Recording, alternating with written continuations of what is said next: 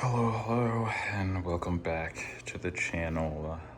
We are working on the CBR500 today. I did not plan on working on the bike today. I had some unfortunate extra spare time that was allotted to me due to my AC being out in my place currently, and having to call out. Not call out, I was forced to call out due to having to wait for the AC guy to come, and the times weren't going to allow for me to go back to work. So I was put off duty today. So figured, why not? Let me use some time to work on the bike a little bit. So I might do an oil change today. I went ahead and put on the new battery, which I'm going to be using the anti-gravity lithium-ion battery. So I got that installed. This is really the first time I'm looking under the seat, and she is quite dirty under there. I did notice quite a few empty, what do you call those things? Little chips in there. So I have to source those and see. I gotta look at a diagram and see which one of those are missing. I don't think it's supposed to be empty like that, but maybe it is. I don't know. It's the first time having this bike before. So, like I said, got that new battery in, got it hooked up to a trickle charger to charge it up. Right now, I'm working on getting this Delcovic exhaust on because I am not a fan of the sound. Others might be a fan of the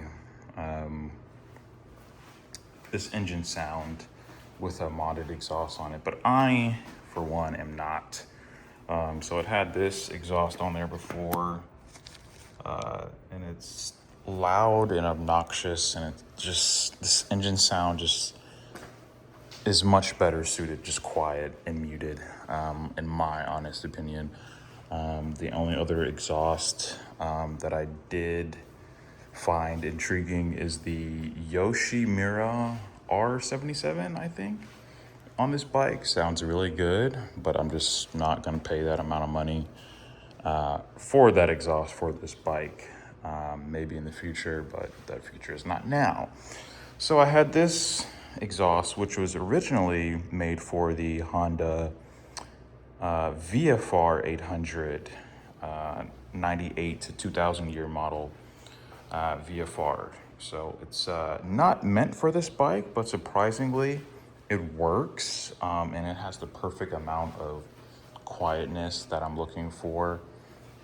And that was the mid pipe that I believe went on that eBay exhaust. So I'm utilizing that as well, and that fits up. The only issue is I'm gonna need a little gasket to go around there because this doesn't quite seat all the way on there. So yeah, that's what I'm gonna be doing today. Let's see, I have parts that I do have right now are the new, this is the new rear pedal. I don't think I'm gonna get to switching the pedals out today. I'm just gonna do the oil change. And this is the clutch pedal, which I think is fine. It's a little bent, but I went ahead and ordered it since the bike has been dropped on both sides. So just a little due diligence of just wanting to have a peace of mind of replacing both of those. These levers are also bent slightly, so I did order new OEM. I didn't want to go the aftermarket route. I think these OEM mirrors, really, most of these OEM parts on this bike are actually wonderful. They're very strong and robust. I mean, like, this bike took so many drops on both sides, and man, these handlebars stood up really good. They just bent, which is wonderful, which makes for easy replacement. Like I just have to replace the bars, but like, and then again, the fairings there, which are plastic. But again, these are really robust and hard plastics. I'm not sure if these are OEM. I think they're OEM. They look like it, they feel like it. They are very, very strong and robust Honda quality. So I do have a new windscreen coming as well. It's clear. I'm a big fan of the clear. It's a Honda OEM Tall, which was made for this model year, which is 2018. So it's gonna have a clear windscreen. It's gonna be a bit taller. And just really gonna be rebuilding most of the damaged parts. I'm gonna leave this rear tail light on for now and buy an integrated one later. Rebuilding all of the main damaged parts, so the bent lever there, and the other side. I also ordered new OEM mirrors because these are really just cheap eBay ones and they're crap, and they open up and they're like forward like that. I don't even know if these are made for this bike because they open upwards like this, and it's just like, what am I even looking at behind me? So they're useless. But yeah, oil change today.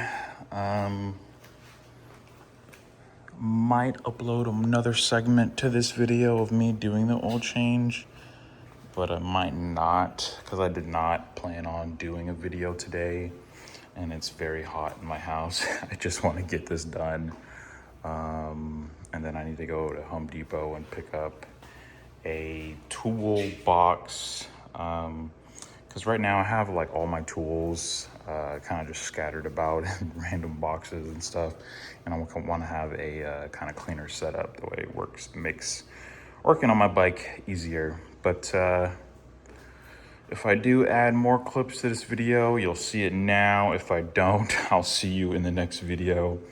I'm trying to keep everything proper. I really wanted to have a kind of a more production kind of feel of these videos, as far as like tripod, etc. Not really trying to handheld all these. Just have a better quality of footage, but stay tuned. Hopefully the next videos will be a bit more proper in the way I want them shot. But yeah, that's it. Working on the bike a little bit today. Hope everybody's doing well, and stay tuned for the next videos. Peace.